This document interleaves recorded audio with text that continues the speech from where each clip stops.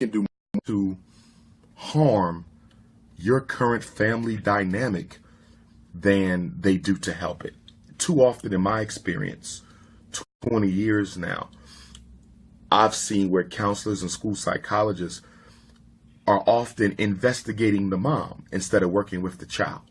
Investigating the mom instead of working with the child. You don't need people in your business asking all types of leading questions that a 6-year-old really would not be able to discern appropriately. So you definitely want to be careful with letting them meet with her. I would get my own counselor. Okay, if you got health insurance, you can go that way. If you don't have health insurance, you can contact the County Board of Mental Health, County Board of Mental Assistance. They could also set you up with a counselor, therapist, social worker. Get it outside the school so you control the flow of the information. You control to an extent what the school is exposed to. Not that you have anything to hide, but you're dealing with racist white institutions, and they can particularly make a situation look like something it's not. Things can be exaggerated, taken out of context. Things your daughter says in that office with that counselor or psychologist can be made to look as if it was something other than what she intended to say.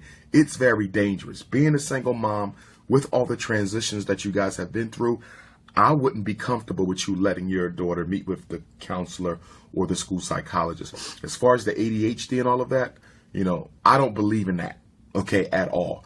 And the biggest reason I don't believe in it is because it all leads to medication.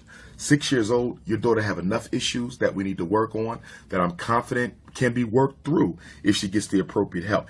Adding drugs to that, adding Ritalin to that, adding Adderall to that, adding Concerta to that, adding meditate to that, I don't understand how that will help the situation.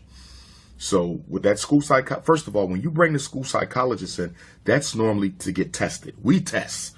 When you hear school psychologist, that means somebody's getting tested for special ed.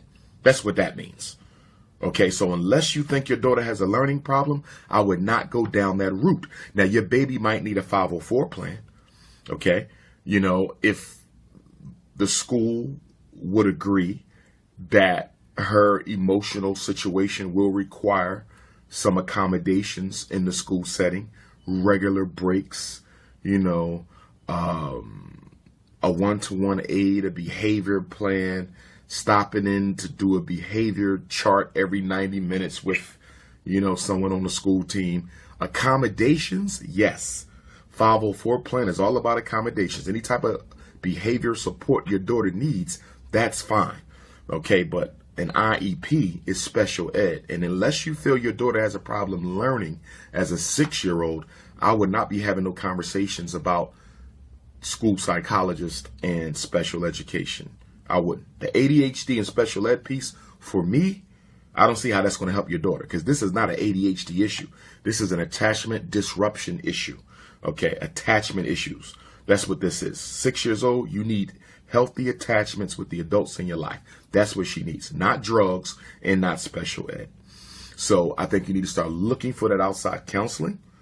Okay, and I also think it's time to write that letter to the assistant superintendent. The other thing too, 2 other things. One, you may also need to hire, I would recommend, especially if you plan on leaving her at this school. And unfortunately, our parents don't have enough, options, okay?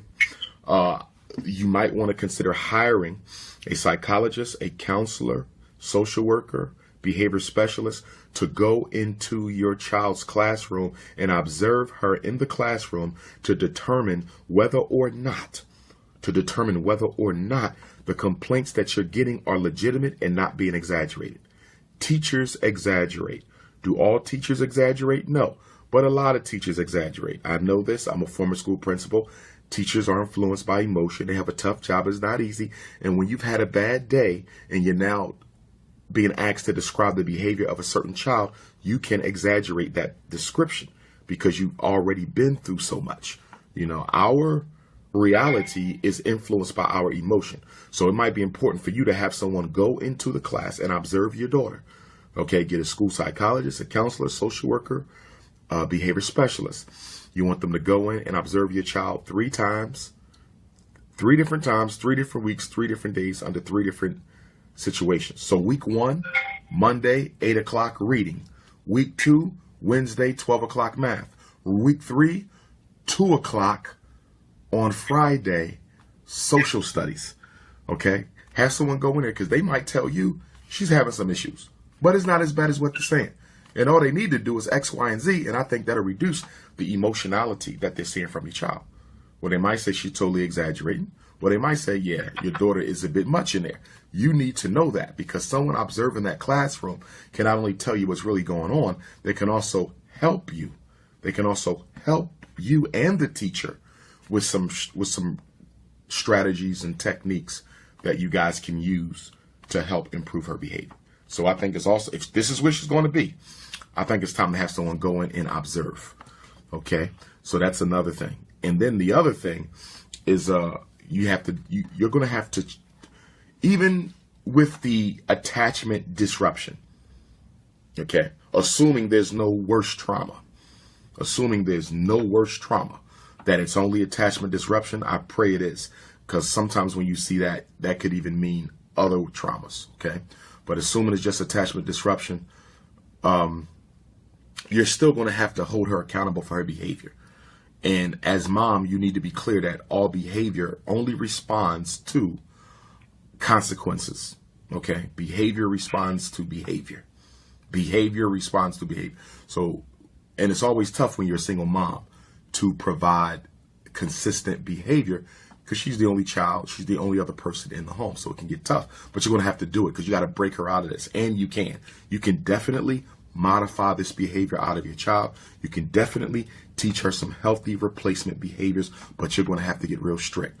Love her, hug her, kiss her. She needs all that. She hasn't gotten enough of it, okay? But on top of that, listen, here's a behavior chart. When you don't do well, you're going to bed early, okay? When you do well, you and mommy going to have a little movie night, and we're going to go, on Saturday, you get to choose what we do. We're going to the zoo, we're going to the Please Touch Museum, we're going to the Black History Museum, what we're going to do. But you got to have your consequences, and you got to have your rewards. Consequences are every day. Consequences are every time she doesn't have a successful day, there's a consequence, whether it's early bed, time out, whatever the case may be, okay? Rewards are, they could be every day if you need to because she's young, but you don't want rewards to be as frequent as consequences because behavior won't change because the consequence and the reward will cancel each other out. So try to go, if you can't do a whole week, she might can't do a whole week. She's only 6. So you might can't delay the reward to the end of the week, but maybe every other day, maybe every 3 days. If you get 2 good days out of 3, there will be a reward for you on the 3rd day. You know, but you need that. You need that behavior plan. And it also sounds like your daughter is controlling your behavior with her emotions. Okay, young children that age, they're extremely intelligent. They're brilliant. They are brilliant. And they are very effective at controlling their parents' behaviors through their emotional outbursts. Okay, it's like the kid who goes to the supermarket.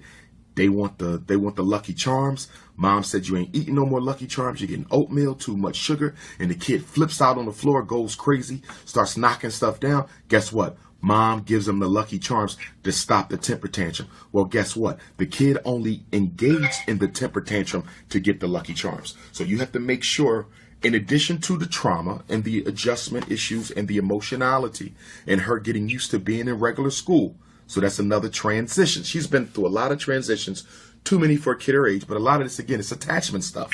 The transition of not having the other kids in the house, transition of dad not being there, transition of the boyfriend going, transition of another school, transition not seeing mom as much. She's going through a lot of transitions, and you're going to have to create a program where she's rewarded for doing this well, but also receives consequences when she doesn't do it well. You can't let her control you with her behavior, even if there are some emotional needs there. That's what the counseling's for. But the counseling doesn't take the place of the behavior plan, and your behavior plan doesn't take the place of the counseling. You need both.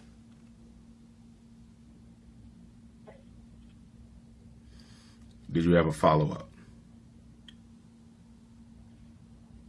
So do you suggest that I have the meeting? Is it even necessary at this point? You should if you're going to go with somebody. You don't need to have that meeting going by yourself. it sounds to me like they're probably going to try to shove special ed or drugs down your throat. And of course, they always shove drugs down your throat by basically saying ADHD first. You see, the whole purpose of ADHD is to drug the kids. That's the whole purpose. But they won't bring up drugs because they know parents don't want their kids on drugs. So they'll just say, maybe she needs to be tested for ADHD. So they're real clever. ADHD means drugs. That's why I got 2 D's in it. Drugs and more drugs. Okay? So I would go because you have an issue that needs to be dealt with. I would go. Y'all have to address the complaints. Okay? Inappropriate things being said to your daughter in front of you. All that has to be addressed. So I would definitely go to the meeting. Definitely go. I would not go alone.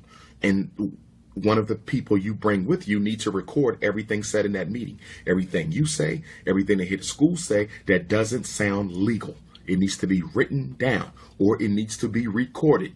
Okay, cell phone recorder, digital voice recorder, cassette recorder. Okay, take someone with you. Know exactly what you want to. Too often we don't effectively handle these meetings with the school adequately because we don't know what we want when we get there. You must know what you want. You can't just know what you don't want. You must know what you do want. So make sure you write it down. I recommend parents write it down. What are the 3 things you want out of this meeting? Know your goal. Because if you don't have a goal for this meeting, I can guarantee you they have one. I can guarantee you they have a goal. Whether it's special ed, discipline school, ADHD, eval, Ritalin, Metadate, Concerta, they have a goal. You need to have a goal. Okay? You need to have a goal. Okay. Thank you. And where are you based, sister? Where are you based again? Charlotte, North Carolina. Charlotte, North Carolina. Okay. We do have an NIBPA chapter in Rock Hill, South Carolina. And if you need to, I can link you up with the president there. Just text me and she may be able to accompany you if you don't have someone to go. Do you have my cell number? Yes. Okay. So if you shoot me a text, I will get you her information and she could definitely be a source of support for you through going through this. Okay. Thank you. I appreciate it. No problem. No problem. Good luck. Is there another question on the call this morning? Good morning, Dr. Okay, let me go with that first. I think that's a brother's voice I heard. I would like you to explain. You said, where are you calling from? Where are you calling from? 6 steps to identify the pathway to prison. Okay, where are you calling from? I'm calling from Missouri. No. There's someone already asking a question. Missouri, hold on. The sister asking the question, where are you calling from? Pittsburgh. Okay. The 6 stages. Everyone else, I need you to mute your phones, please. Everyone else, mute your phone. Okay. The 6 stages of the psychoacademic Holocaust school to prison pipeline are stage number 1, miseducation. Intentional miseducation of the children. Stage number 2, special education. The intentional misdiagnosing of learning disabilities, retardations, emotional disturbances, yada, yada, yada. Stage 3, psychiatric medication, the administering of dangerous drugs that are in many ways no different than the drugs that they sell on the street every day. Stage 4, juvenile incarceration. This is when they want to send a black boy to a discipline school. They want to send a black boy to a quote-unquote so-called alternative school, which is nothing more than preparation for prison. Stage 5, psychiatric frustration. This is the black boy. He's normally 12, 13, 14. At this point, he done been through special ed. He done been through ADHD. He done been through all of the meds. He done been suspended, expelled, mistreated, dehumanized. And that's stage 5. He gives up now. He just wants to smoke weed. He just wants to drink alcohol. He just wants to hang out with the homies. He just doesn't know what to do. He's just out there walking around mad and angry because he doesn't have anyone to turn to. And stage 6, which is premature extermination, homicide or suicide. Premature extermination, homicide or suicide, black men killing other black men because they don't know how to deal with the stress, and black men taking their own lives because they don't know how to deal with the stress. So that's the 6 stages of the school to prison pipeline. That's the plan that America has created for every black boy to pass through.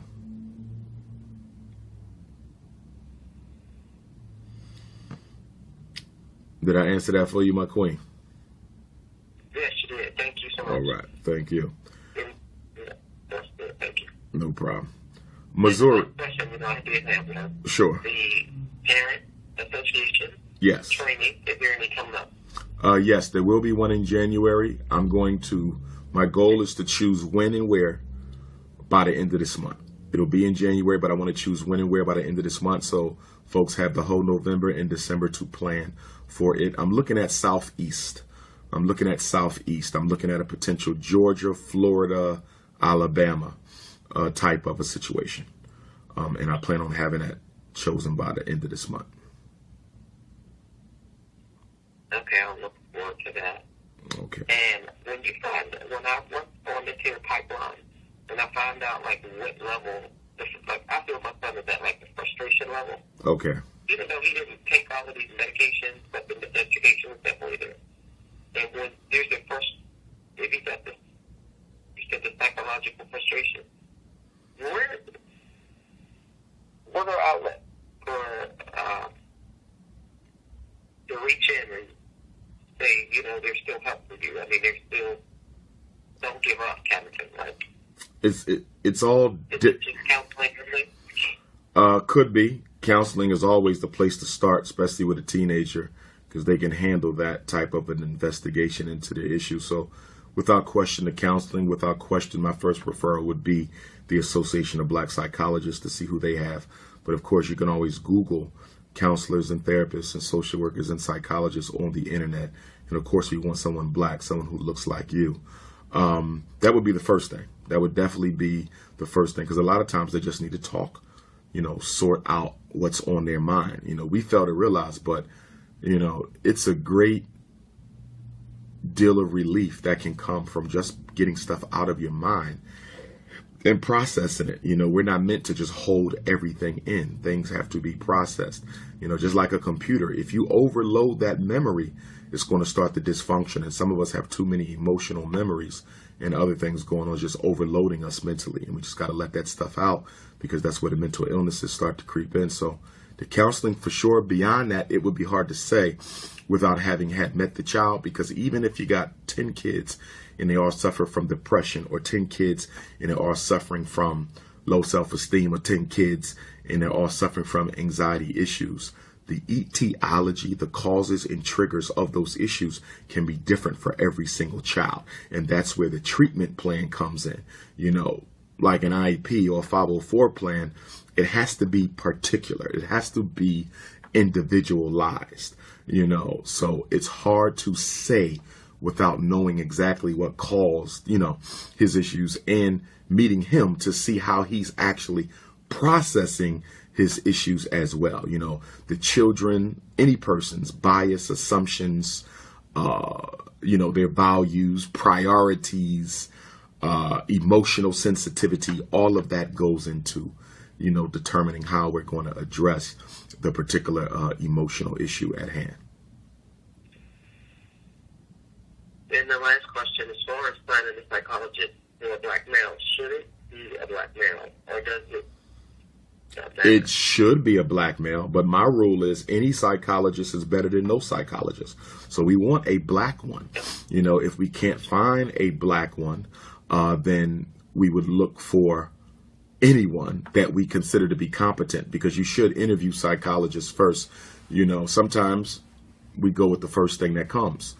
And sometimes you don't have no choice if it's the only thing that comes. But if you have a choice of several different professionals, I would interview them. How much experience you have working with black males, how much experience you have working with low self-esteem. You want someone who has experience in the area of concern. You don't want someone, quote unquote, practicing on your child if you can help it. It doesn't mean someone who's never worked with that issue can't.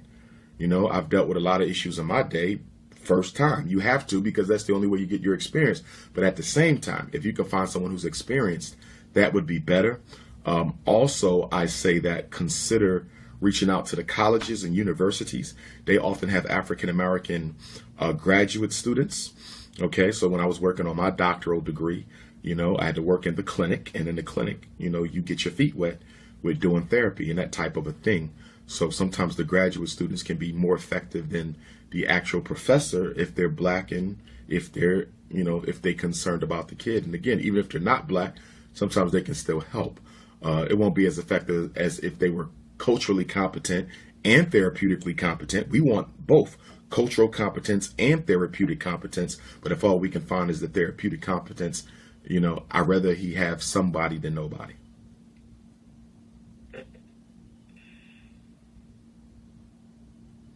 And as far as the home base, what can be done?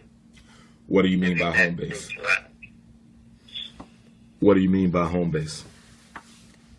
Like, what can the parents do? What can the parents do to help the child? Just get the therapy? It depends. It depends on the role. It depends on the role that the parent plays in the problem. For parents, the biggest thing is always to look at the relationship that the child has with the parent. 90% of the time, it's a relationship issue that may be contributing to it. If that's not the essential cause itself, sometimes the family situation can be the cause of the school situation, because children need their needs met before they can focus on school. School is not the priority that we try to make it be in children's lives. It's our priority for them because we know how important it is. But for a child, I need love. I need a place to live. I need to know I got people who care about me. I need to know that my mom is safe. My dad is safe. I need to know that I'm not going to get beat up after school. Children have a whole list of safety needs and security needs, and then they focus on school. So that relationship with the parents is critical. That could very well be, if it's not a healthy relationship, I can almost bet that plays a major role in the problem if it didn't exactly cause the problem itself. Okay, thank you. No problem. Missouri, are you still there, Missouri? Yeah, I'm still here. Go right ahead, sister. All right, good morning. My question is kind of different, but my daughter, she goes to a predominantly Caucasian private institution, and she just entered kindergarten this year, but last year, during her preschool year, towards the end of the year, probably I think in May, her hair was like, her head, like from the root, was like off of 3 different pigtail braids to the point where it was just kind of long locks, and it was enough to fill up a small Ziploc bag. So, of course, I took pictures with it. I sat down with the teacher, and we couldn't come to a resolution. So I spoke with the principal, and at that point, he basically said they weren't going to take any sort of responsibility, but they wrote a check for $100. The day that it happened, I actually, had my daughter on record, just basically give me a rundown of where the teachers were. She told me that they were on the computers, and the little kids, just took some scissors and they cut. So I had to undo her ponytail for her locks to come on out. Like, really, she has really long, thick hair. So, it did happen last school year, but I've been trying to figure out how I should move forward. What grade is your daughter in? She's in kindergarten now. So she was in preschool last year? Yeah. So in preschool, her hair got pulled out by who? One of her classmates. And what was the consequence for the classmate who did it? The teacher sat down and questioned her. The little girl said she didn't do it,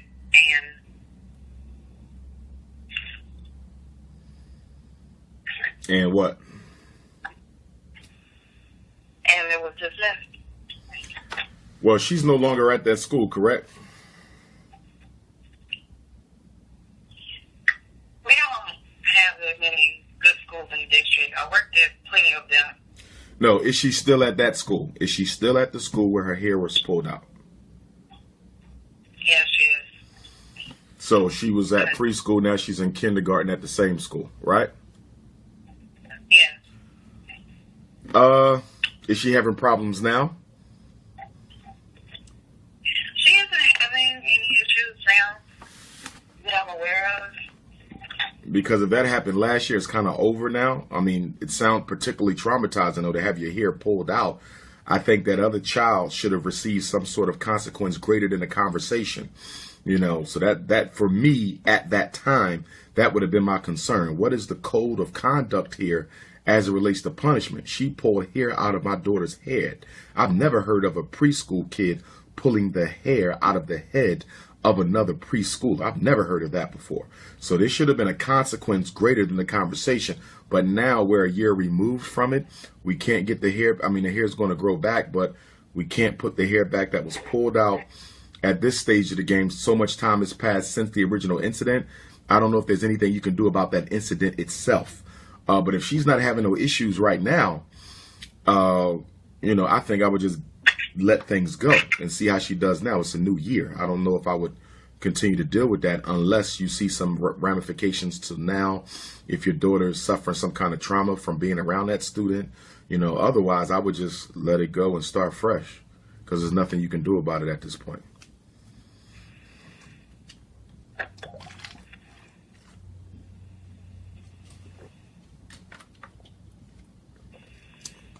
You okay there? Okay, well, you know, I did go to a natural hairstylist to try to get a treatment plan, you know, to bring up to the school, but they weren't interested in that. Only thing they wanted to do was just give $100 towards the cost.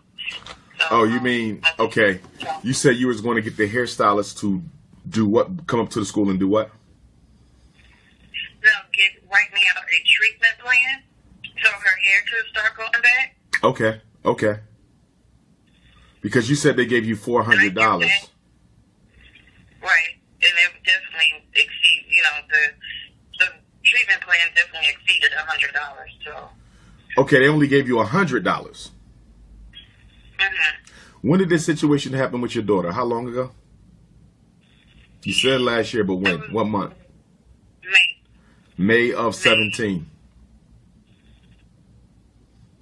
May of 17? May of 16. May of 16. Okay, that's over. Okay, that's over a year ago. That's more than 2 years ago. Excuse me. That's over. It's too early. It was probably May of 17. Yeah. Okay. When did they decide to give you the $100? After I sat down with the principal. When was that? You know, When? When was it? When? It was June 2017. Okay. All right. So that's not too long ago. You could petition for the money. You very well could. I think you're entitled to more money than that. So you could revisit that. I just think you let too much time go by. But you could definitely revisit that. The other thing, too, is you got to consider whether or not you should just sue the school for allowing this to happen. You know, for this to happen, I mean, the children were poorly supervised. Okay, it caused harm to your child, physical harm to her head, her scalp, her hair. You know, I think there's a possibility that you could get financial damages out of this with a straight up lawsuit. How would I proceed with this? Get a lawyer. You got to talk to a lawyer. You have to talk to a lawyer. But I think you have grounds for a lawsuit because your daughter's safety was compromised. She was harmed. She was physically harmed, and she lost hair as a result of it in preschool. I've never heard of this before, ever. So I definitely think you need to follow this up. And I want you to text me, too, because I wouldn't mind interviewing you for my documentary, the shockumentary, because her getting her hair pulled out, that's kind of excessive. So if you're interested in being interviewed, please do text me. But I think you might want to consider the lawsuit. There's emotional damage, there's physical damage, there's medical damage, there's scalp. I think I would get a lawyer. I think you should talk to a lawyer about this. Okay, yes, thanks, because I still have the pictures, I still have the video, you know, recording, and I still have the bag of hair. Yeah. So, and I definitely would be interested in the interview. In the documentary. Say that again. You are interested? I'm definitely interested, yes. Yeah. Okay, do you have my cell number? I'm sure I can find it off your website. No, I'll give it to you right now. Right now. I'll give it to you right now. It's 215-989-9858. 215-989-9858. Make sure you text me. Say documentary so I can save you. So when it's time to come to Missouri and do those interviews, I'll be sure to schedule with you. But yeah, talk to an attorney about this. Again, the window, of the time is an issue. We let too much of it go by, but I think you still have grounds.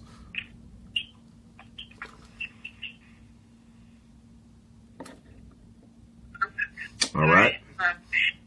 All right. All right, thank you. And No problem. That was 215-989-9858. Yes, ma'am.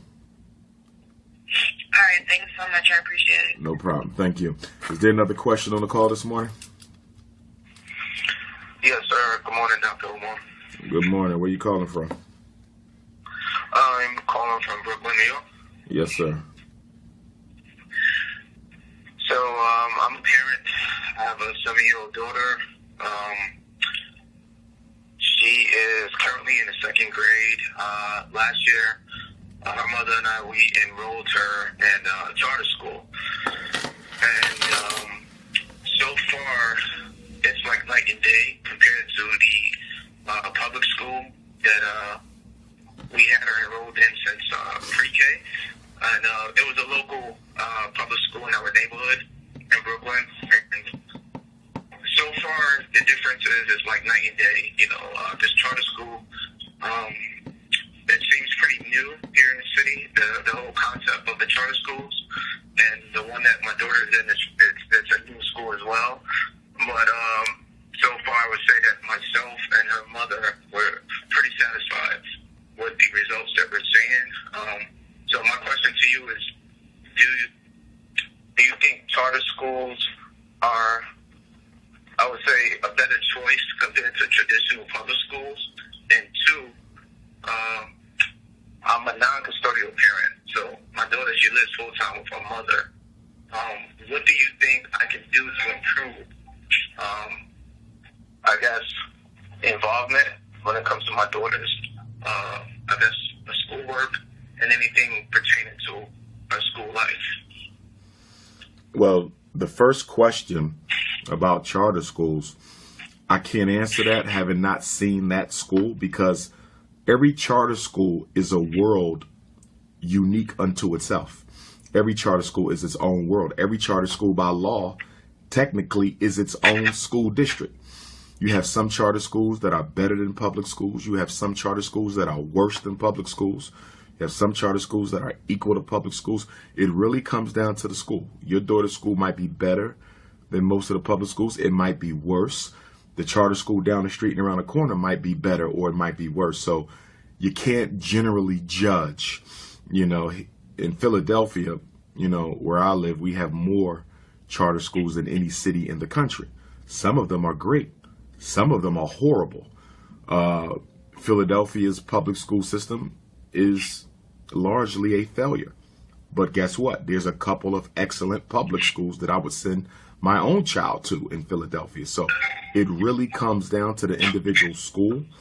You have to go online, the school district's website, and see what parents are saying about that school. See what parents whose children have attended, what they have to say. Speak with some of the graduates, look at the test scores, find out about teacher turnover. That's always a good ruler to use. What percentage of your teachers were here when you started the school? How, on average, how many new teachers do you bring in every year? And that kind of lets you know. If they're constantly bringing in 20 new teachers, that means you can't keep nobody. That means the children don't get a consistent education. That means basically that school is an emergency job that people get on their way to another job. So if the teacher doesn't plan on staying there, then they definitely ain't going to really lock down into their job and really get to know the children so they can get them ready for next year's teachers. Some schools have a staff that is so transitory, they might as well be temporary workers. They might as well be staffed by a temp agency. Some schools operate like temp agencies. You got kids who have 6, 8, 12 different teachers in the same school year. So I would say you would have to do your research. You definitely would have to do your research to see, but be careful with all of the schools. But do your research. You know, if they're a new charter, they don't have a history. So let's say you got a charter school just opened this year or last year, they've only been open for 1 year, you know, respectably, they're going to need about 2-3 years to kind of get settled. Respectably. The question you have to ask as a parent, do I want my child to go through the ups and downs of this new charter? You know, that's always an issue. Or do I even have a choice? Because a lot of times parents don't really have a choice, especially given the fact that, you know, most charter schools have a long waiting list to begin with. So if your child is at a charter school, you're like, I got some second guesses about this charter school, but what options do you have? You could put them in a white racist charter school where they could learn to love white folks. You could put them in a dysfunctional black school where they got to fight every day. You know, it's just a shame that our parents really don't have the type of options that they really need to give our kids a good shot. You know, but if there are other charter schools, I would investigate them. And it doesn't hurt to get put on the waiting list for another charter school while she's there. I always tell parents, when you find the charter school that you really want your child at, get on their waiting list, because you never know when you're going to get that call and say, hey, we got a spot open.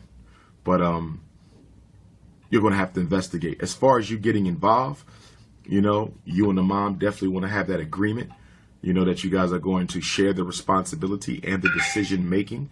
You know, you want to know about the meetings. You want to be there. Y'all want to be there together anyway to let the school know that this child has 2 parents. When a child has 2 parents, they're treated totally different than a child who only has a single mother.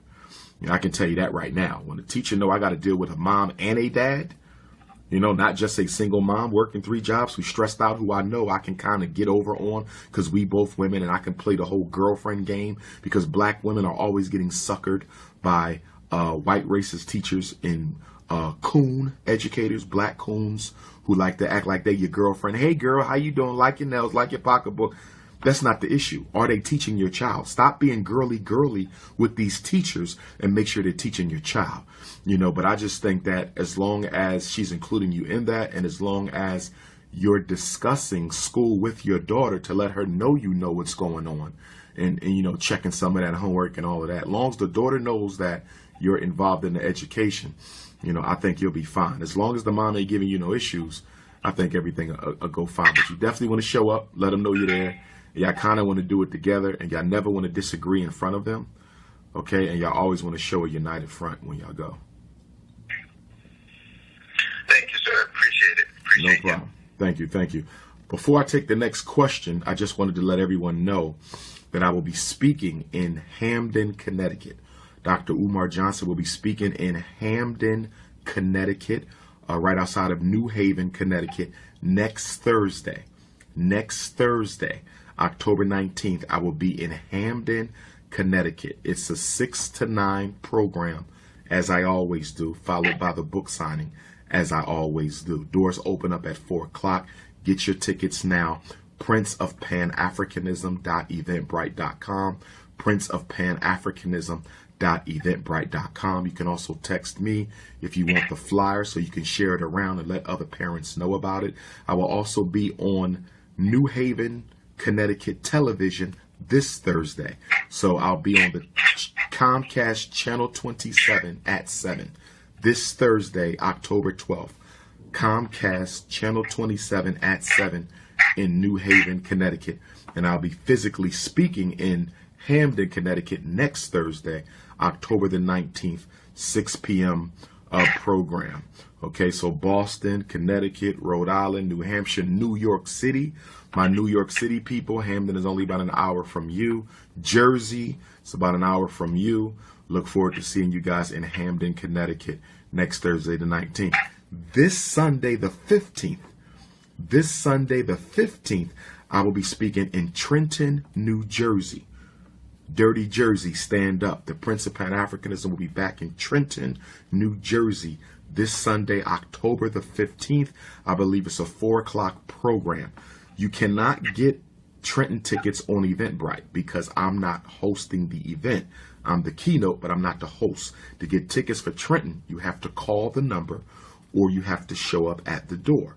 Tickets will be available at the door, or you call the number, either or. If you need the flyer for Trenton, text me 215-989-9858, 215-989-9858. So Trenton on Sunday the 15th, Hamden October the 19th, and then I will be in Columbus, Ohio. Columbus, Ohio, next Saturday, October the 21st.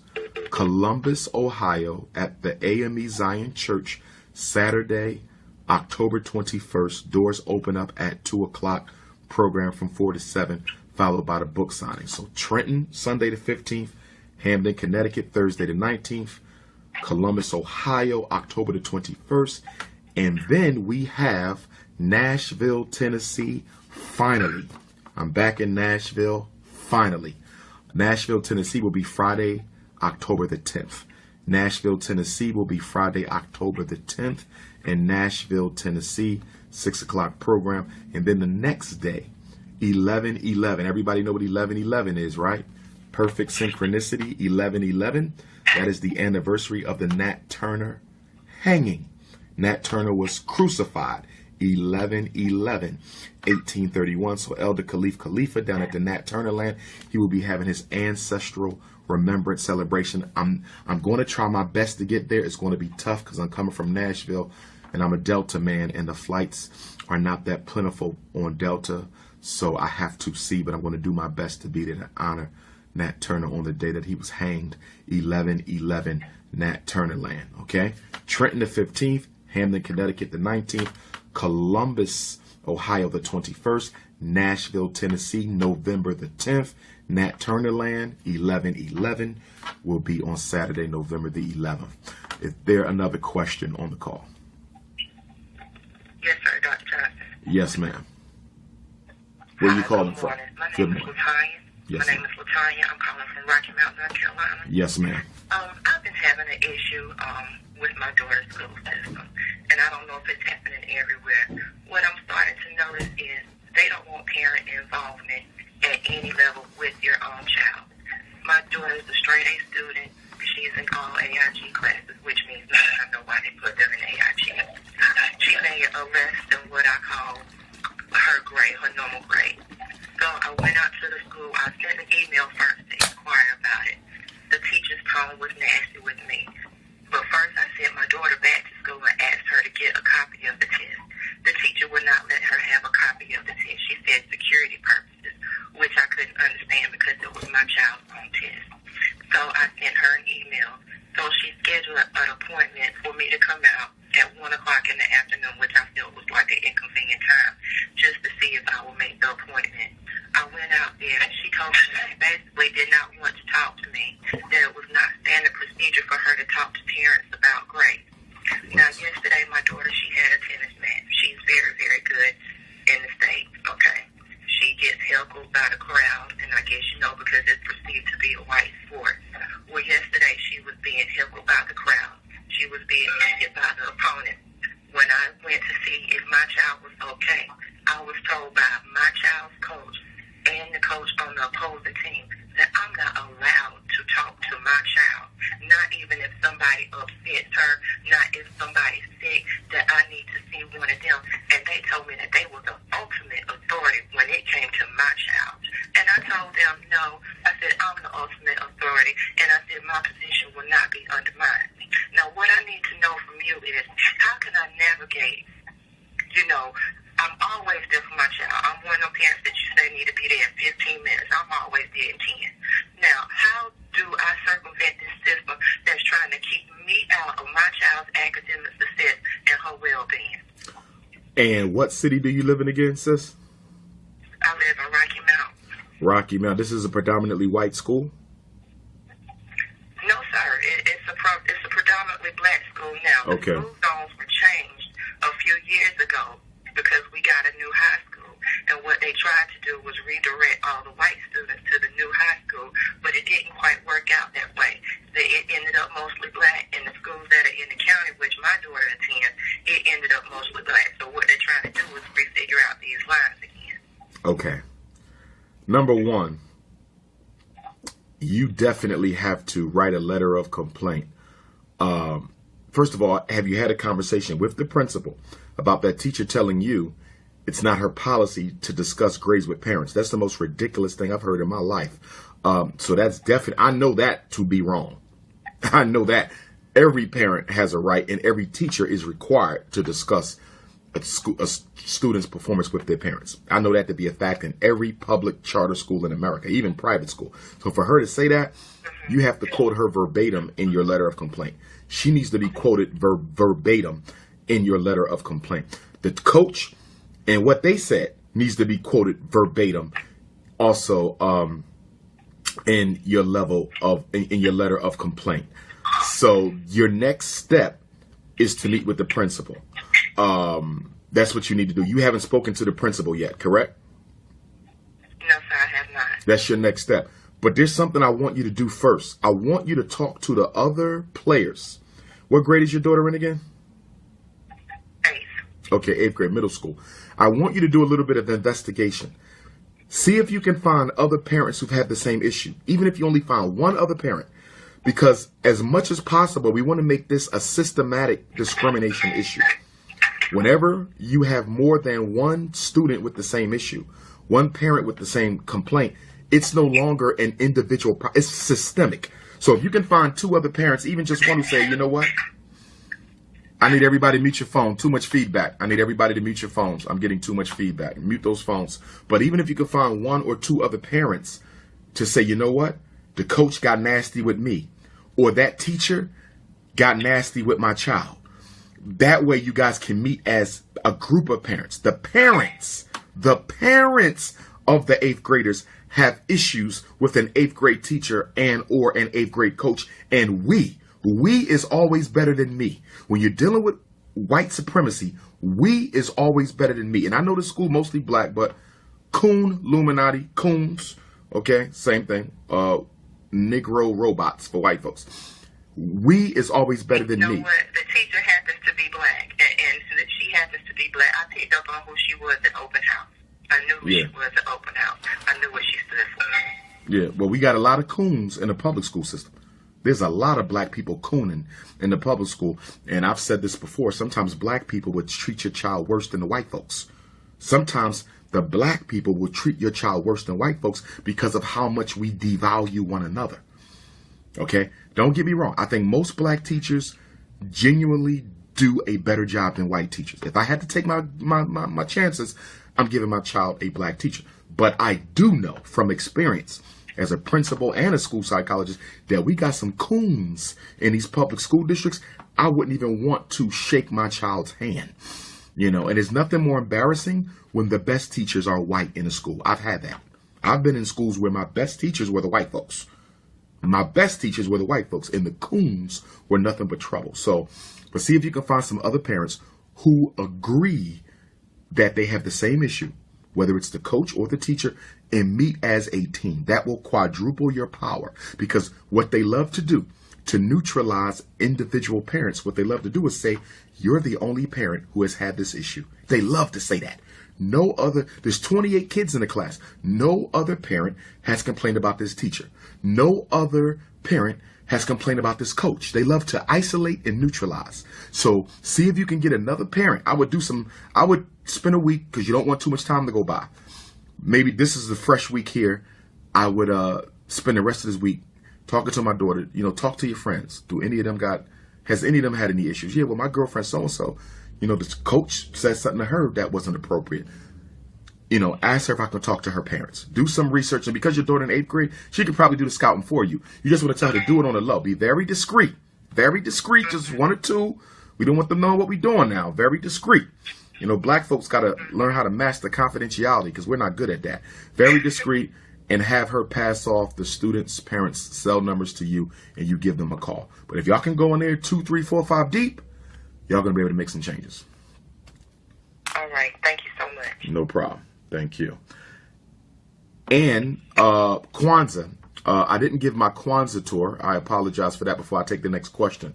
First of all, I left out Long Beach. Dr. Umar Johnson will be keynoting the Black Consciousness Conference at California State University, Long Beach. California, I'm back.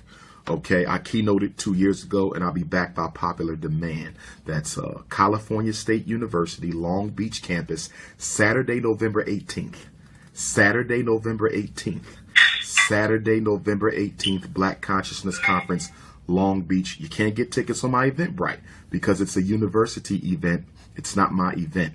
If you need the information, you can text me for the flyer or email me, drumarjohnson.com, or text me, 215-989-9858.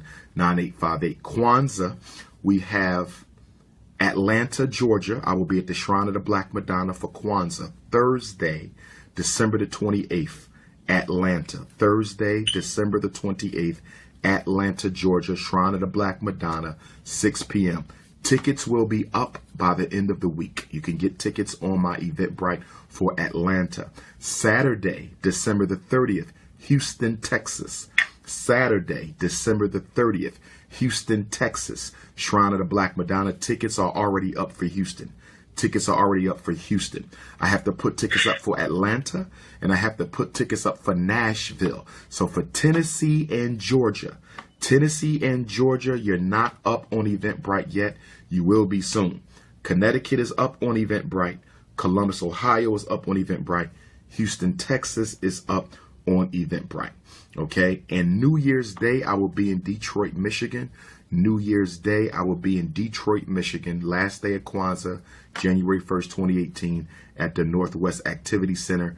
Detroit tickets are already up, and they are going fast. So if you're coming to Detroit, I suggest you get your tickets now.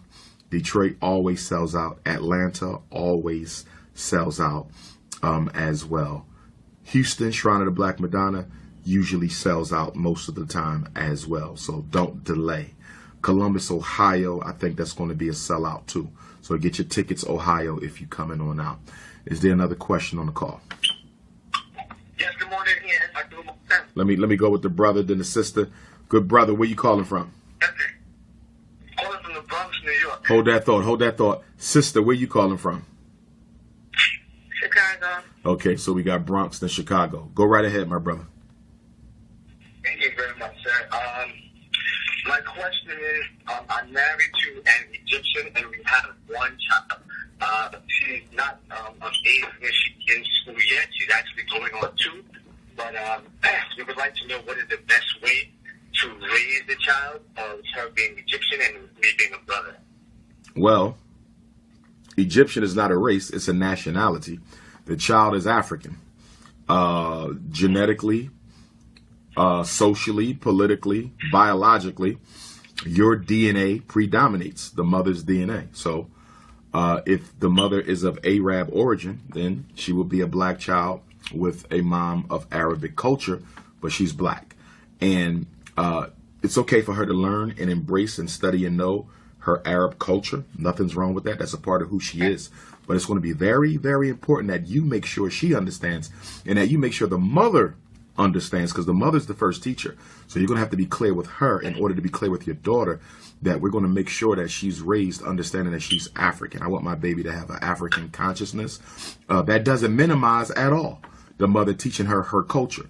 But we want her to know that she's a member of the African race. That's going to be very, very clear, because you don't want her to learn it from other children. Because as she grows, and I've seen this happen a lot with biracial black-white children, where the white mother is telling them they're biracial and all this stuff. And then the white kids, tell them that they're black. But they don't say it in a nice way.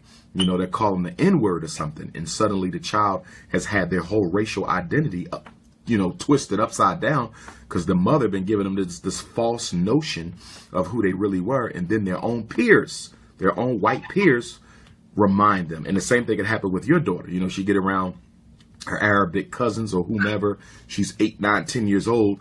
And then they start, letting out some black jokes or not even disrespect. They might just, in a regular conversation, may just refer to her as a black girl. Might say, how's it being a black girl? She might be looking, I'm not black, I'm half Arabic. No, you're black. You just have Arab culture within you.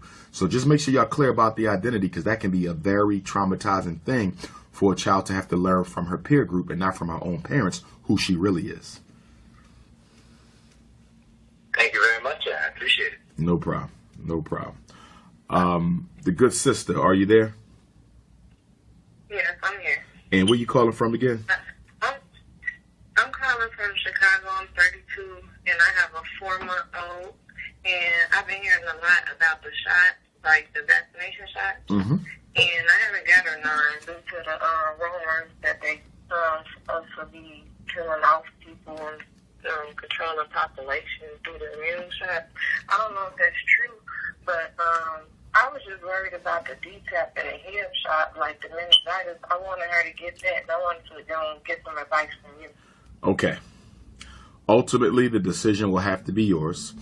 Obviously, I'm not a medical doctor, but based on my study of these immunizations, my political study, based on my experience of being around so many children who have been immunized and so many children who have not been immunized, I do not support immunizations at all. In no way, shape, or form. I would just say do your research, make your best decision. I know you said you want them to have the meningitis shot. Any shot that has to go into the spinal cord, not saying that it has to, but any shot that has to go into the spinal cord, any shot that has to go directly into a child's brain or anything like that, you want to be very, very careful about. You want to be very, very careful about. As far as immunizations go, there's 48 states that allow religious exemption. All 50 states allow medical exemption. All 50 states allow medical exemption. 48 states allow religious exemption. And then there's 18 states that allow a personal family belief exemption. I just found out that a couple of years ago, here in Pennsylvania, where I live in Pennsylvania, they changed the code, and now Pennsylvania allows personal family belief exemption. For those of you from Philadelphia, Pittsburgh, Harrisburg, throughout Pennsylvania, I don't know if y'all know this, but it's kind of good news. It's good news in Pennsylvania. They amended the immunization law in Pennsylvania, and now in Pennsylvania, you can object to immunizations on personal family belief. You do not have to have a medical excuse. You do not have to have a religious excuse. Pennsylvania changed the law about 3-4 years ago, and in Pennsylvania, you can now object to immunizations on the ground of personal family belief. It just happened. That's why we got to stay up on the law. That's why you got to keep checking in with the law, because your state might not allow it last year, but they may allow it this year. So make sure you check it out. But my 6-year-old daughter is not immunized, and she's not going to be immunized. Her mother doesn't believe in it for vegetarian reasons. I don't believe in it for political genocide reasons. The book Medical Apartheid, excellent book. Medicine, another excellent book. Immunizations Are Dangerous, another excellent book. There's just too much out there now, including the recent revelation by the Food and Drug Administration that at least one of their immunizations does trigger autism in black boys. To me, it's just too much out there, medically speaking. Forget the conspiracy theories. We're talking about... Do your 6-year-old go to school? Say that again? I said that your 6-year-old goes to school? Yes, she does. But she home? She goes to school, yes. I know hundreds of kids all across the country who go to regular public and charter school who are not immunized. And you are in... Why I keep forgetting your state? Missouri, right? Chicago, Illinois. Let me look right now. I'm looking on the map. Which one of these are Illinois? I'm looking on the map so I can tell, but they don't have the states listed. But if you text me, I will text you the map so you can actually see for yourself, and you can tell if Chicago is religious, medical, and religious personal family belief. I have it on the map, but it's not listed. The state name isn't there. And I know Chicago is one of these two, and I forget which one it is. But if you text me 215-989-9858, I will text you the immunization map. Okay. All right. And I will be coming back to Chicago probably in January. I'm pretty certain it's going to be January. One of those first Saturdays in January, Chicago Stand Up. Before I take the next question, Frederick Douglass Marcus Garvey Academy, we're getting closer. Wilmington, Delaware, there's a strong chance that the school in Wilmington may work. There's a strong chance the schools in Detroit may work. I have to go look at a school in Cleveland that's looking pretty good. And I'll also have to look at a school in Baltimore. And any of you out there who know of schools for sale, it's not too late to put a bid in for your city.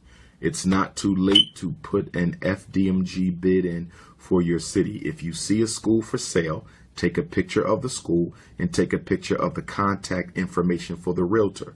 If you send me a picture without contact information, I'm not doing anything with that, okay? I need a picture of the school and I need a picture of the phone number for the realtor so I can call them and get more information. Without a contact number, I'm doing nothing with what you send me. Some of y'all sending me schools without no information. I'm not doing any homework. You do the damn homework. Give me the information. But it's not too late. Folks know of any schools, let me know, because we are in the fourth quarter. We are in the fourth quarter, and by New Year's Day, I will be making my decision. So we're down to about 2.5 months. So somebody just said there's a couple schools in Harrisburg, Stanley, Washington. There's a couple schools in Harrisburg. That's not helping me, though, Brother Stanley. I need details. Don't just tell me there's a couple schools in Harrisburg. There's a couple schools in Ohio. There's a couple schools in Philadelphia. I already know that. Get me details. Is there another question on the call? I have a question. Okay. Let me do the first, sister. Where you calling from, Queen? North. I'm calling from North. Wait. Okay, we got 2 North Phillies. One of y'all gonna go first, and then my other North Philly queen. I'm calling from North New Jersey, the other person that said yes. Okay, so we're gonna do North Philly, and then we're gonna do Newark, New Jersey. North Philly, you go right ahead. North Carolina. Okay, so we got North Philly and North Carolina, or just North Carolina and Newark, New Jersey? Well, I'm North. You have a Philly caller. You have a Philly caller, but I think you said it first. Okay. The person calling from North Philadelphia, are you there? I don't want no one else to say nothing. If you're calling from North Philadelphia, are you there? Okay, go ahead with your question. Yes. Go ahead with your question. Well, I wanted to know if you could help me. I worked for a charter school in Philadelphia for 13 years, and the charter school was ran by a white CEO, and it had predominantly white teachers. It was about 5 black people that worked there. I can almost guess who you're talking about, but we're not going to name them. I know who you're talking about, but go ahead. Well, they fired me because I told the board of directors that, I've experienced racial, discrimination from the CEO. And so she hired me, and come to find out, the whole board is like her friend. So what I wanted to know is what I could do. Like, I did go to the EEOC, and I'm going that route, but I'm hurt, one, and two, it was a discredit to our children. Like, I fought for culture in the school, and she didn't like that. She wanted those white teachers, and I don't have nothing against white people. Let's be clear. Like, white people are fine with me as long as I'm fine with them. But she wanted, like, the white teachers and the white staff members to be in charge of everything. So I had a performing arts program there, and she did not like it because the kids loved it. She wanted them to be robots. She wanted them to do Jungle Book. She wanted them to do Annie and High School Musical. And I had them doing, like, tributes to Prince, and I had them doing, tributes to Celia Cruz and, like, different things like that. So she let those white women take over my program, and when I fought her on it, she fired me. Okay. Yeah, you got to speak to an attorney. Here's the question. Can you find any other teacher who experienced that same situation there? I have 3. Okay, good, because y'all need to do it as a group. Systematic racism. And you know what else y'all should do? They're not interested. Let me ask you a question. The school you're talking about, now we'll talk off air because I'm going to give you my number, but the other campuses, they have more than one campus, correct?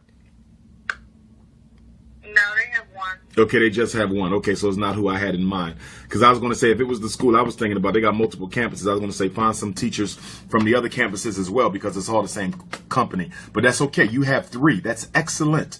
So now it's time for you guys to speak with a attorney. It could be an education attorney, but it could just be an employment attorney. And systematic discrimination. Y'all need to do that. Y'all need to do it together, though. Make sure y'all do it together because it's systemic. It's systemic. I think y'all can go far with this. The thing is, when I talked to the other people, they wrote me letters saying that that's how they felt, but they were not comfortable with going forward in, like, some Oh man, that's a shame.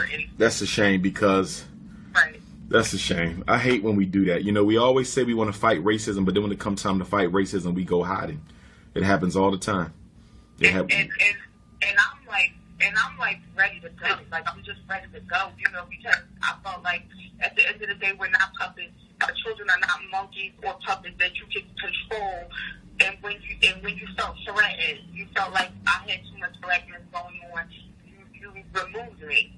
And it was just too easy for you. So I just feel like if I want to fight for no other reason, it was for that reason. You know what I'm saying? Right. And like a lot of parents know what happened. And I was there for 13 years, so it's not like a situation where I just popped on the scene. No, I was there. I loved those kids. Those kids were like my children, and you removed me because I taught you about them. Right. I follow you. Yeah, it's time for you to definitely get that attorney. How much time has passed since you were let go? June. I was let go in June. Okay. Yeah. Don't let too much time because it's been a little minute now. You got to get a lawyer. She's used the word nigga before. Oh my gosh. Oh my gosh. Right. And I don't even know what to do because it's like, okay, she's in charge of 987 sweet brown children. And here is this white woman who is just entitled. She was given her position from, you know, just knowing the right person. She wasn't even originally a principal. She was a first grade teacher, and Brian Gardner put her in charge because he had got in trouble for embezzling money right before he killed himself. So she just got her position that way. And when I say she talks about black schools, she talks down about them so badly. Like she's like they're not learning. Their PSSA scores are horrible. They're trash. The teachers are lazy. They don't care about learning. They're just more so worried about, you know, making their schools look blazed out. Like Russell Myers, he spent all that money on those schools, on his school, and then it wound up shutting down. Like she talked a lot of trash about black culture in schools, and it was just like I had enough. And when I said something, she got rid of me too. Well, you know what else is going on? And you and I can talk about this off the call. You have my number, sis? Yes, sir. One thing that is absolutely appalling to me is that the black teachers of America have not yet, with all that you all have been through since the school desegregation Supreme Court decision of 54, it has been over 50 years. And they're still, in America, with all the racism black educators face, we still don't have a national independent black teacher union. We need a union for black teachers. Our teachers keep joining the American Federation of Teachers. Our teachers keep joining the National Education Association. This is just two white racist institutions. They are, figuratively speaking, the Democratic and Republican Party of the miseducation industry. That's all they are. Neither one of them really fights for black teachers. Neither one of them cares for black teachers. They're just taking your union dues and using it to get Donald Trump elected president. Because a lot of people don't know this. Most money that you pay for your union dues isn't really going to your retirement, your pension, your medical coverage. Much of the money goes to political action committees, okay, who contribute to major political candidates, governors, mayors, presidents. So these unions are nothing more than functionary groups for the Republican Party and also for the Democratic Party. We need a national independent black teachers union. We need that. And, you know, if you're willing to, we can start putting that together ASAP because we need it. Yes, I'm willing to. Okay. So make sure you get in touch with me. Yeah, I did text you. Okay. So I'm going to make sure I hit you back, but definitely speak to an attorney. Please speak to an attorney as soon as possible because you don't want too much time to go between the time you got let go and now. Okay. Thank you so much. No problem. Thank you. Is there another? Okay, no, I already know who I had. Carolina. North Carolina. Where at in North Carolina? Fayetteville, North Carolina. Fayetteville, North Carolina. I'm looking for a venue in Fayetteville, North Carolina. I want to come back to Fayetteville. Y'all have a black college there. What's the black college in Fayetteville? Isn't there a black college? Fayetteville State University. Fayetteville State. Okay. I've never spoken there, but I do need a venue in Carolina. Right now, FYI to everyone, before you ask your question, the first day of Kwanzaa is December 26th, and that will be my last and final Kwanzaa lecture, and I'm trying to decide where I'm going to do the first day of Kwanzaa lecture on December 26th. And so I want to do a new city or a city I haven't been to before, like a Fayetteville or something like that. So if anybody is in a city that know of a venue, place I haven't been to a lot or at all, Fayetteville would be good, because I've only been here like once, if at all. Please let me know so I can go ahead and finalize that Kwanzaa speaking tour. But that's off the question. Go ahead with your question. I'm sorry. I actually have an 11-year-old son that is in 6th grade, and I've had a continuous struggle in school with him since kindergarten. In kindergarten, he has ADHD and ODD. Hold on, time out. Is that your phone, Queen? What? Okay, there we go. I think we okay now. Go ahead. Okay, he was labeled as ADHD and ODD, oppositional defiance disorder, since kindergarten. Now I'm gonna stop right there. Let me stop you right there before you finish. I'm gonna pull your fingernails out for letting them evaluate your son in kindergarten for some ODD. Now I'm gonna pull your fingernails out for that, because you should never sign that. Stop signing. Parents, stop signing stuff. Take it home. Think about it. Call me up. Call Tuesday morning call. He was too young at 5 years old to be getting evaluated for ODD. But go ahead. Well, that I do know now. He's definitely not ADHD. But the ODD is something that I kind of think that he does struggle from. And of course, you can't medicate that, and he's not on any medication. But he struggles in school with being defiant. His personality is a very sweet young man, very kind. All the teachers like him, but he gets in these periods where I guess he's just bored. He's really good at math and science, but everything else he just, he doesn't really want to deal with too much. He's not in any special education classes because he is smart, but his behavior has given him a 504 plan, which is basically, we have to do certain type of interventions with him to keep him out of trouble. And, he's in 6th grade, and we've been dealing with this since kindergarten. And at this point, I kind of don't know what to do for him. So the problem, okay, we're dealing, behavior is the issue, not learning, correct? Correct. Okay, what kind of behavior? Is he silly? Is he angry? What is the behavior that they're talking about? He gets silly. Silly's a good one. He's silly. He doesn't want to, he likes to,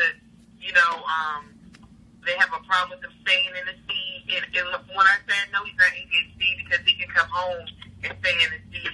He likes to entertain. He likes to talk. He's very social. He likes attention. And, and they label it disruptive because, hey, he wants to talk while they're doing a lesson, or, the teacher's talking, giving directions. So, he has constantly, since elementary school, been written up. He's been suspended because of those behaviors. Okay. How long has he been at the current school? This is his first year, second year? How long he been here? This is his first year in middle school. Okay. Has he had any issues yet this year? Yes. He's been written up every week since he started school. So, like 7 weeks? Okay. And it's like stuff like, okay. stressful violence. Like if someone tuck his shirt in, he'll pull it out, stuff like that. He currently has a 504 plan? it follows him to. Okay, so he has a 504, yes? Yes. Okay. He does not have an IEP, correct? Correct. Does Okay. not. Okay. Couple things. Number one, he has a 504. So because he has a 504 plan, which basically says you cannot discriminate against the child on the basis of their disability. You also said he has a diagnosis of ODD. What other diagnosis does he have, or is ODD his only label? No, the ADHD is the label he has in unspecified mood disorder. Unspecified mood disorder, ADHD, but he still has the ODD too, correct? Yes. Okay. Correct. So your son got ODD, even though he ain't really got this stuff, but we're going to use it to help him. So he got the oppositional defiant. That's the behavior. ODD is behavior. Okay. ADHD, that's inattention, hyperactivity. And then he got the mood disorder. So he has the 504. What you need to do is you need to call a meeting to review the 504. Because if your son is getting written up all the time, that means the accommodations in the 504 plan are not sufficient. They are not effective. Okay. Because your son technically cannot be, he can be punished. Don't get me wrong. The school can give him consequences, but they cannot overly do it though. You can't discriminate against the child on the basis of their disability.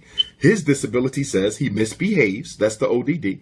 And that he can't sit still and pay attention. That's the ADHD. And that he can get a little moody sometimes. That's the mood disorder. So, first of all, you said the 504 follows him. That's correct. But when is the last time y'all reviewed the 504? When was the last time you had a meeting to review the 504? We have not had a meeting at the new school. Not yet. Okay, but when was the last time you had one, period? When was the last time you had a 504 in meeting? fifth grade. In fifth grade. and he's in sixth now. Fifth grade. Yeah. Okay. So you're okay. Because this is a new school? It is. Yes. Okay. So you need to write a letter to the principal requesting a 504 meeting to update you guys on my son's diagnoses and to also revisit the 504. He needs to have a behavior plan in there. He needs to have regular breaks from the classroom in there. He might need to take his tests in a different place, separate classroom. Whatever you think your son needs to be successful, you need to write it all down, and that's what you need to take to the meeting. Remember, always go to the meeting with a goal.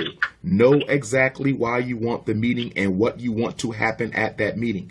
So write down everything, all the accommodations you think he needs. And I'm going to tell you something else you might have to put on the table. That is a one-to-one aid. Now, I'm going to tell you right now,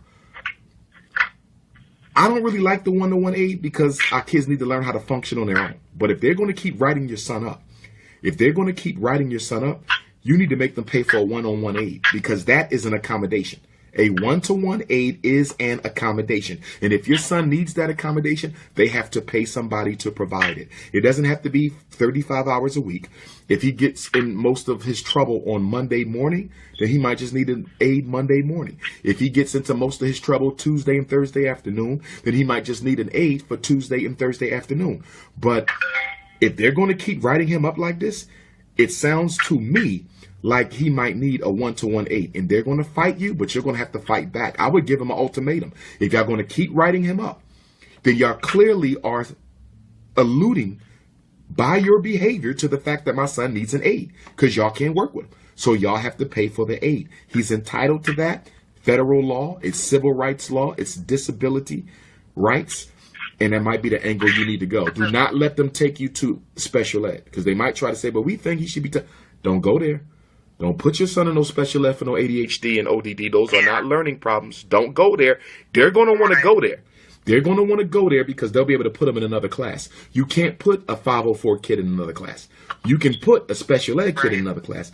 Also, you get money for special ed. You don't get any money for 504. So they're going to want, the teacher wants IEP. I know she do. She want him out the class and the school wants the money. So you're going to have to stand tall and don't go to the meeting by yourself. You have a follow-up? Go ahead. Hello? Thank you. Okay. Did you, hold on. Did you have a follow-up there, sister, or you good? No, thank you. I appreciate it. No problem. Yes, sister. Where you calling from? From New Jersey. You're calling from Newark. And my brother, where you calling from? Milwaukee, Wisconsin. Okay, so we're going to do Newark and we're going to do Milwaukee. I'm still looking for a venue in Milwaukee, by the way. I'm still looking for a venue. So my Milwaukee family, I got to find a place I could rent out there that could hold about 400. But my sister from Newark, New Jersey, go right ahead. I'll be in Trenton on Sunday. Go right ahead. My problem is with my son. He is 6 years old now. Since before he could get in school, the being silly, the active behavior, like he won't sit still or anything like that, like it's been out of control. It's hard for me to get a babysitter for him. Every day he comes home from school, he's always on the bad color. He attends a charter school. When he was in pre-K 4, I sat down with the board to check into getting him an evaluation. It was a very difficult decision for me because I don't believe in the labeling of our black boys. But I wanted to see if that was what it was and what other outlets could I use instead of using the school, if I could use something outside of it once I figured out what was going on. But he didn't qualify for anything because academically there's nothing wrong with him. It's just his behavior. A lot of people are trying to influence me to take him to get a doctor for him to get medication. I don't believe in it. I really don't want to have him being immunized, but I believe here in Newark in New Jersey that they have to be in order to attend school. I overheard you talking about reasons why kids don't have to get immunized. I don't know the law here, so I guess I would have to investigate that. But I also thought it was coming from his behavior was coming from an emotional aspect because in the beginning his father was like, in and out of his life. So right now I kind of have his father on the back burner because he isn't consistent, and it seems like when he comes back into his life, my son starts doing things as far as wetting the bed. His behavior gets worse in school because of the inconsistency and the promises that he makes. So now that I've kept his dad on the back burner, some things have calmed down, but the active behavior, the acting up to school on a bus, when I take him places, just being blatantly defiant, I don't know where to go or what to do for that. And today he has an appointment to have, I set up counseling with a place located in Union, New Jersey, and they're going to do an intake and let me know what steps I can take from there. So I was trying to find out if I'm on the right steps, or is there anything else I should do? Okay, you on speaker, Queen? No. Okay, because you got a little bit of an echo, but that could be somebody else. Hopefully nobody has a speakerphone on. You can't do speakerphone because it's going to echo. So please take me off speakerphone and please put mute. Okay, how old is your son again? He's 6.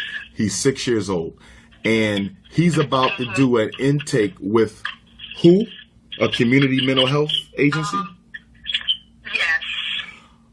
Ouch. Okay. Who recommended that?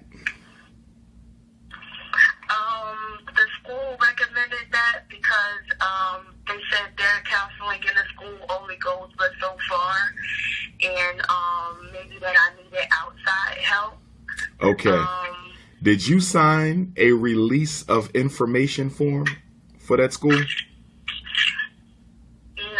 I haven't. Okay. I haven't done that yet. Okay. Don't do it. Because normally when a school makes a referral for the kid to be evaluated by an outside agency, which they have to if they're looking for ADHD or conduct disorder, because those are not special ed disabilities, they normally get you to sign a release of information that allows them to talk to your child's therapist. And we do not want your child's school talking to the therapist behind your back. So never, ever, ever sign a release of information. Never, for nothing. If they need it, they can get it from you. They don't need to go behind your back and get it. I really don't support the evaluation because your son is only 5, 6 years old.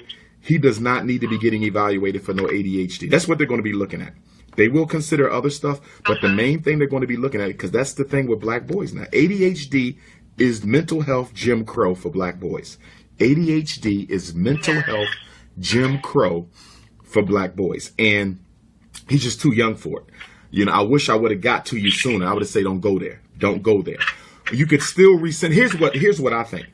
If your son needs counseling, you can go through your insurance, or you can contact a counselor yourself or a psychologist. I could give you the Association of Black Psychologists information, and you could contact them to get a counselor on your own, a therapist on your own, who is either being paid by your insurance or being paid by you, because many therapists have a sliding scale. I'm sorry to cut you off. This place is being paid for by my insurance. Okay, but it's not a, how do I say this? Okay. It's a factory though. See, in mental health, because mental health is about money, like in Philadelphia, we have a lot of mental health centers for the children, but they're like slave ships. They have like hundreds of kids that they service. None of the kids really get the attention that they want. They're just a means to a check. The child is there for them to get paid. That's totally different from you contacting a private counselor or a private therapist and saying, hey, you know, I would like for you to meet with my son for a couple sessions, see if he has any issues going on. You see, it's two totally different. One is a factory. It's like putting your kid in a public school that got 5,000 students and then having your child tutored at home by a private teacher. You follow what I'm saying? One is a factory where the kid is just a number that they're not really going to get what they're entitled to. And the other is individualized attention. And I fear that what they're doing with you, and I'm a little familiar with Jersey because I did my internship in Jersey, they're just going to evaluate, diagnose, recommend medicine. I really don't want you caught up in that machine, as opposed to if you just go and get your own counselor. You don't need an evaluation for counseling. Let me say this again. You don't need an evaluation for counseling. If your son needs counseling, you can get counseling without an eval. The eval is for them to diagnose so they can get paid and so they can push some medication. I think this whole thing is going to lead to ADHD because it happens 1 million times a year with black boys.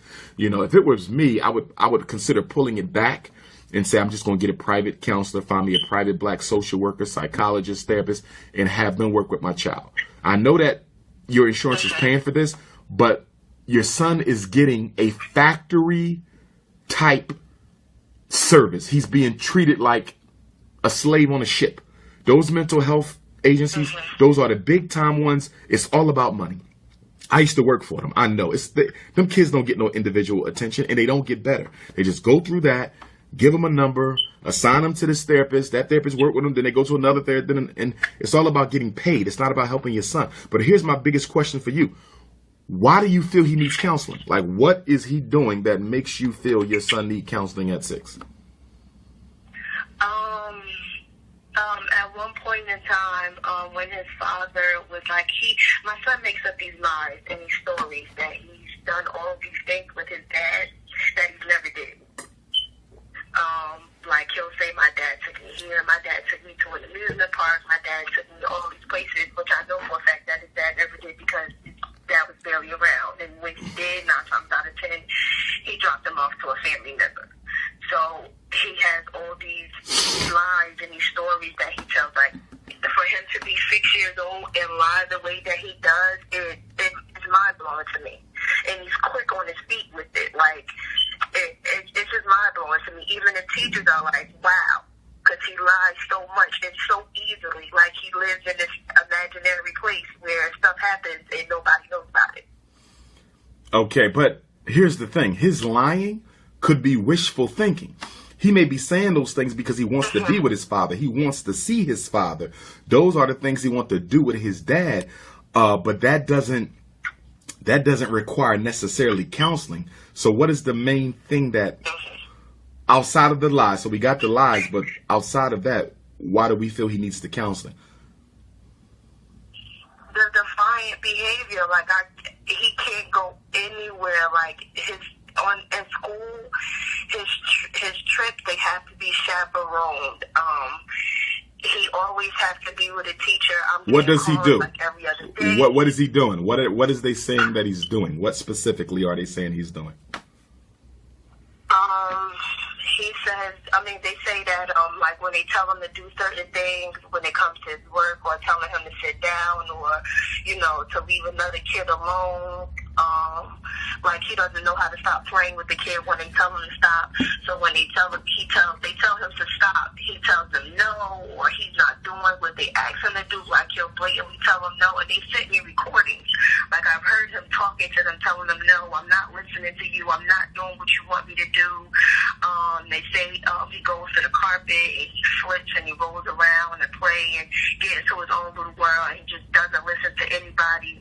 So okay, it's like, how many other children? How many other children? If I try to pop up to see what's going on, it's like, it just so happens that day he's not acting up. Okay, how many other children at home? Listen to me. Listen to me. Listen to me. How many other children at home? Do you have other children? I have a 9-year-old. You have. She okay. doesn't want to be around him. Period. He drives her crazy. Okay. Well, first of all, you want to be very clear that you do not criminalize your own son. So be careful what you say about him. Be careful what you say to him. Be careful what you let other people say about him, including his sister. Don't criminalize it. Now, how often is he seeing his father on a regular basis? He hasn't seen him in months due to the fact that the last time I was allowing him to come around, I would say on about 4 different occasions, he popped up at my house. He saw my son playing in the yard, told him he was going to come back and get him, and he never showed up, never made a phone call or anything. Just, you know, he'll pop up in front of my house, see him, and then he'll go like MIA. You remember a scary movie where the guy would come and he picked the boy up and he say, I came and picked my son up and put him back in the car seat? Like, that's how his father does him. Like, there's no, like, real bonding time. He knows of him mainly because when we first got together and we had him, we were living in the same house. My son did see me and his father have a physical altercation at one point, and then I left. So he's, as far as him taking him places, doing things with him, keeping him, I can't remember the last time something like that took place, maybe almost like a year ago. Okay. So some of this is he need his dad. That's a lot of this. Okay. The sister has the same father? No, she doesn't. Does she have a relationship with her father? Yes, she does. And does your son see... was incarcerated for 8 years. Okay, listen. Wait. Stay with me. Stay with me. Does your son see his sister with her father? Like, does he see when his father come pick her up? He sees his sister get to go Exactly. with her So that's a lot of this. He's hurting because he sees his sister spending time with her dad, and he's not spending any time with his dad. He wants his dad. On top of that, you and the sister have to make sure, because when you said that the sister don't like being around him, okay, when I hear that from a mom, that kind of tells me that you and the sister are kind of disgusted with him. So he's probably feeling alienated inside his house as well as feeling alienated at the school. Okay? How much time is he spending with you one-on-one? I can't hear you. Some noise was coming in. No problem. How much time is he spending with you one-on-one? How much time do you get to spend with your son? How much time do y'all spend together, you and him, without the sister? He don't have a dad, which means he needs more time with you. So how much time are y'all... We do homework